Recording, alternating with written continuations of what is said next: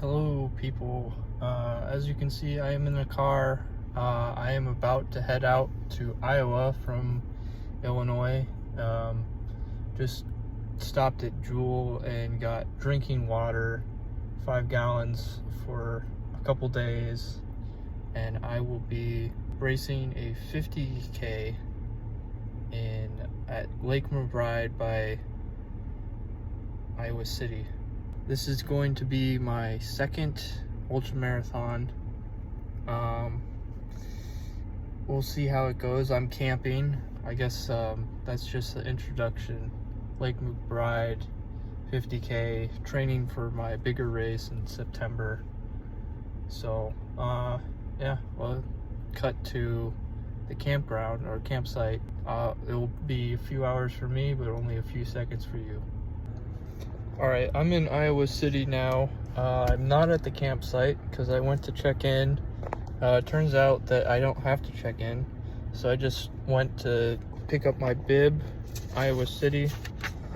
Here's my bib, I'm number 43. Here's the, well, I can't do this one-handed, but here's the shirt.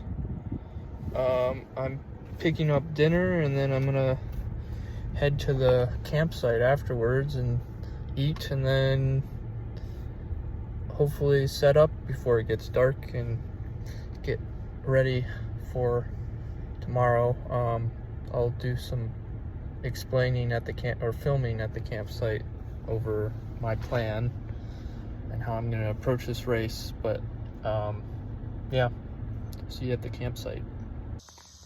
Check this out, sunset. I'm at the campground. I did a little bit of a walk so I could talk about this race. I'm already kind of regretting my choice. I got the non-electric campground. Supposed to stay here 2 nights. I waited until dusk to set up my tent because that's what made most sense to me, to avoid the heat, but I'm still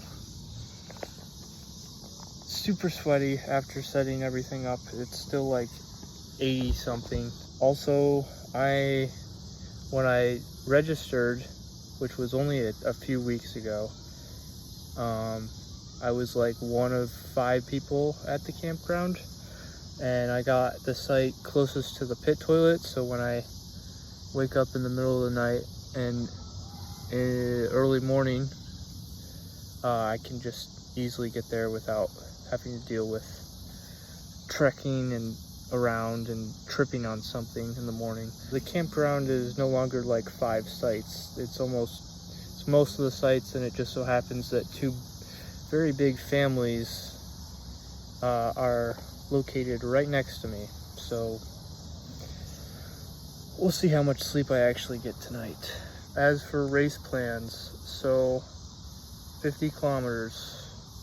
Course description starts off with a crushed limestone path for the first, I don't know, like 7 miles of, it's 2 loops, 2 15.8 mile loops. First 7 or so crushed limestone, and then it gets into single track snowmobile type, hilly terrain. My plan is to push almost immediately, not like an extremely fast pace. You never want to go out like any cross-country race, but like, faster than my normal comfortable pace for long distances. Keep that over the relatively flat part, and then once I hit the single track, fall into rhythm and keep it steady.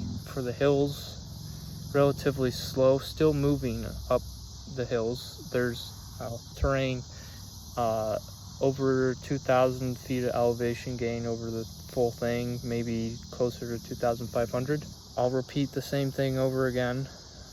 One thing that's going to be really interesting is there's a spillway crossing.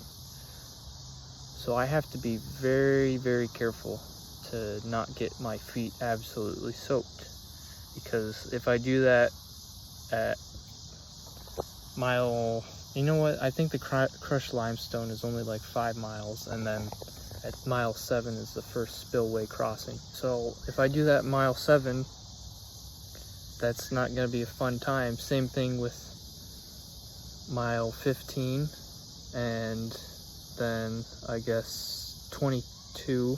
So I crossed this spillway 4 times. Doesn't really matter the 4th time because the finish line's right there. I gotta be careful. It's really cool. It's from videos I've seen, it's really technical, but it's not going to be a fun time if I get soaked. I do have a pair of extra socks in case I do need to change, but if I do that at the first crossing, then I'm absolutely screwed. First or third crossing, I'm screwed, because I'm not going backwards to get socks. So yeah, that's the plan. It should be a fun race. When I picked up my bib, the organizer said that there's about 50K runners, which will be fun. That's a pretty big group. Like I'm going to probably be near the front pack, just because my goal. That's another thing, talking about goals. This is my second ultra marathon ever. My first one, I ran a 50K in 5 hours and 4 minutes with minimal training. So now that I've done a lot more training, the goal is to go sub 5. But I also think realistically, I could possibly run for around 4:30. So we'll see what ends up happening. I'm going to try and shoot and pace for 4:30, but I would not be mad with sub 5 either. Temperature is going to be iffy. Obviously it's still hot right now. When I start the race, it's going to be 78 out and only get hotter from there. I think it's going to be around 90 by the time I finish, and that's not including the feels like. So the feels like is going to be probably like 98. Definitely is more humid here than it is back in Illinois. I don't have to deal with the particulate matter though here, so that's not a worry, which is good.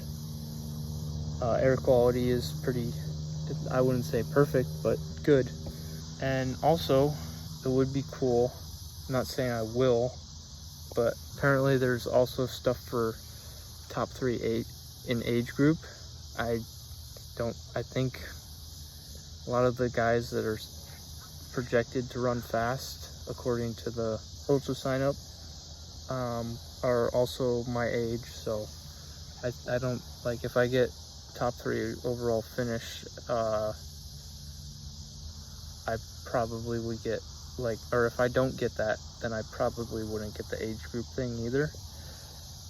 But yeah, it would be cool to get an award, but that's not the purpose of this trip and this race. The purpose is training for my larger race, September, dialing things in. So yeah, that's me talking about the goal. I know it's a long spiel, but this is going to be standard for my race videos.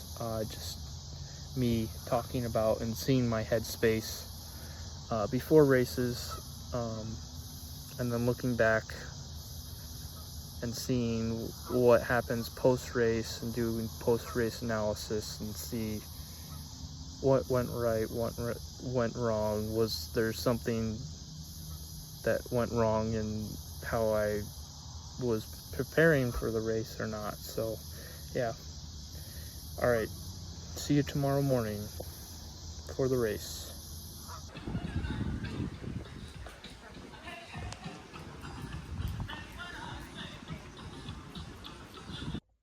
All right, I am editing right now. Sorry for the watch being super loud.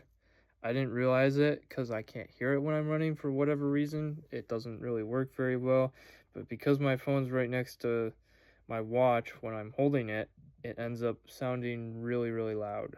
So sorry about that. Approaching left turn. In 200 feet, turn left. Just started the race. Well, I'm mile 2. It's gonna be hot and humid. Here's the lake.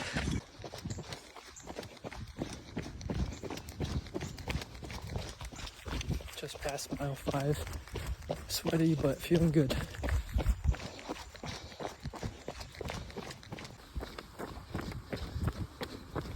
Almost mile 8.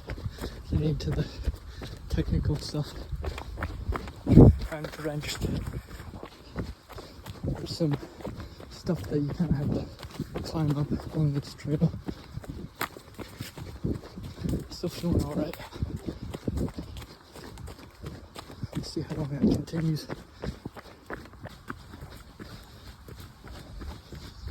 11.7. Heading out to the last aid station before heading out for... Turn right. In 0.3 miles, turn left. Alright. Got a popsicle at the last aid station. Pretty good. Cooled down. Got a pickle too.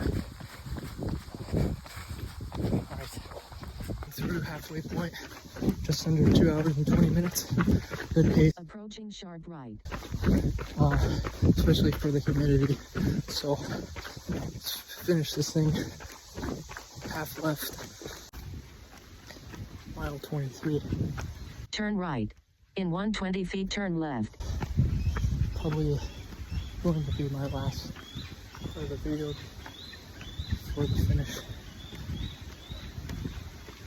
It's getting hot. Alright, I finished the race like 30 minutes ago, maybe 35, 40. It was tough. Really tough. Humidity was really bad.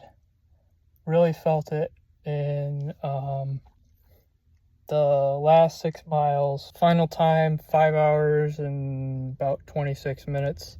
Slower than goal pace, which sucks because I was on pace up until the last 6 miles and legs just gave out. I wish I could have done it, but given the circumstances, it ended up being 3,000 total feet of elevation gain, slightly more than I was expecting. It was a hard effort. It was a very good trial for Margie. There's going to be punchy climbs in late September like there was today. I'll do a more in-depth overview of looking back at this race tomorrow when I get back home. But place-wise, I was 4th overall. Yeah, everyone was suffering today, or that's a reason why I especially don't feel bad about my time, is that it seemed that everyone was impacted. 4th overall, 2nd for age group, which is under 29. Here's the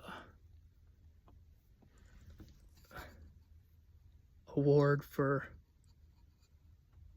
that, and then finishing award, some lake water.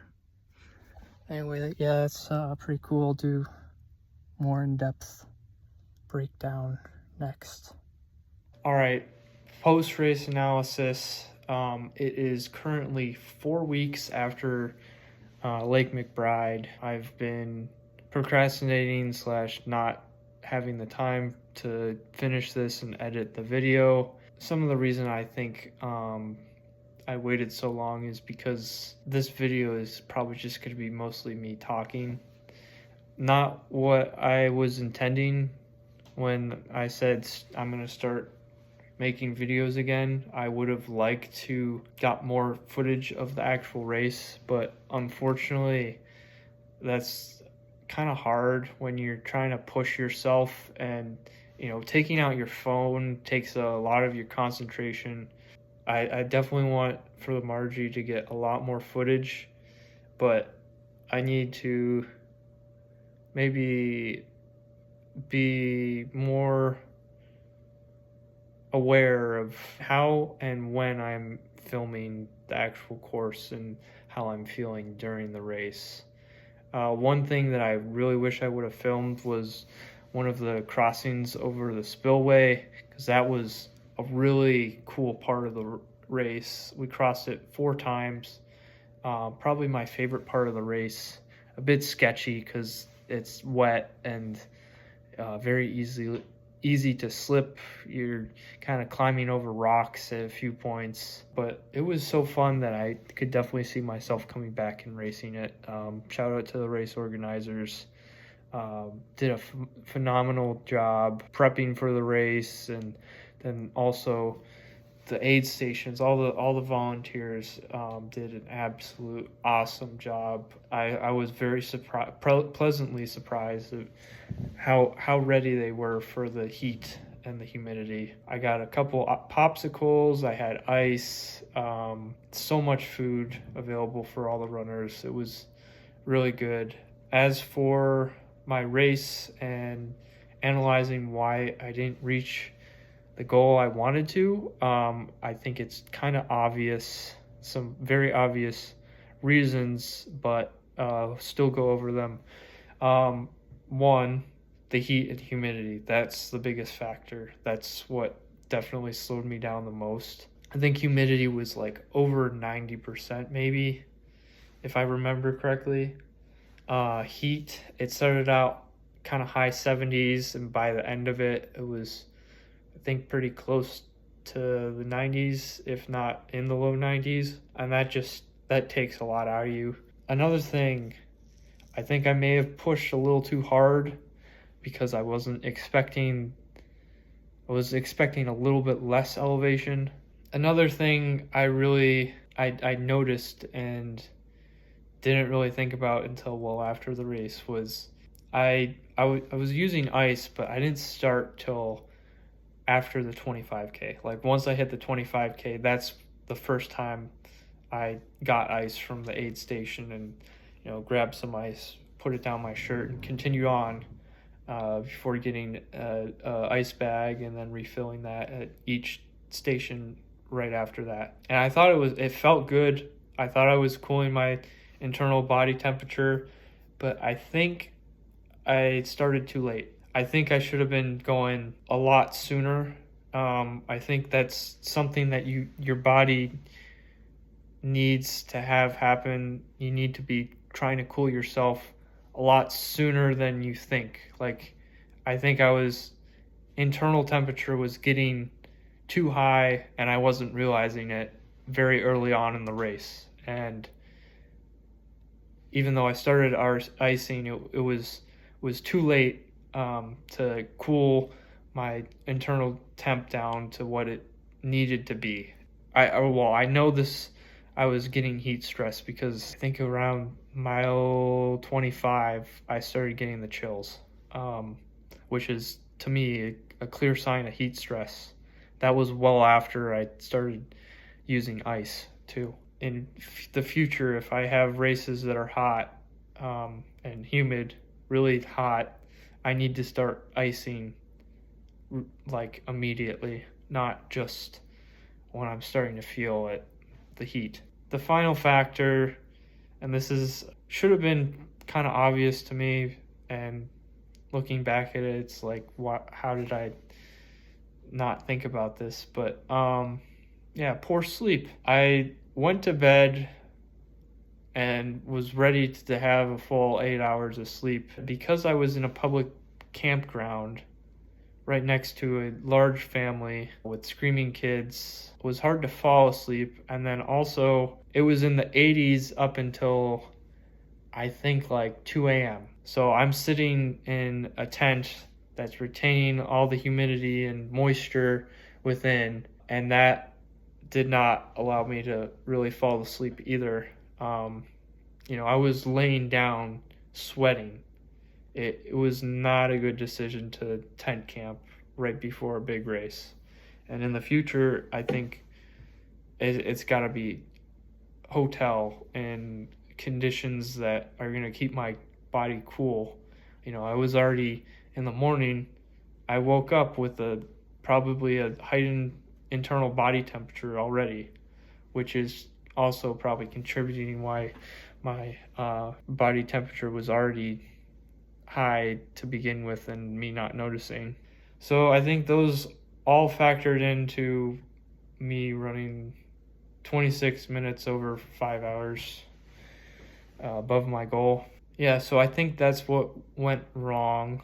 Yeah, so those are things that I can look on for Margie or any future races, ultra races that I do, to not do again. Who knows if I'll come across those conditions anytime soon, but definitely a learning lesson. But overall, a really, really fun race. I really enjoyed it. I hope to be back. I'd love to come back on a year that has ideal conditions and I can run sub 5 hours, because it was definitely attainable. I think the first two guys that came in were under 5 hours. I know looking at previous results, there's been years where like the top 10 people that finish were all under 5 hours. So it's definitely possible on that course. But I was trying to keep this short, but I'm looking at the time and it's already past 11 minutes into this race analysis. So that's all I have to say.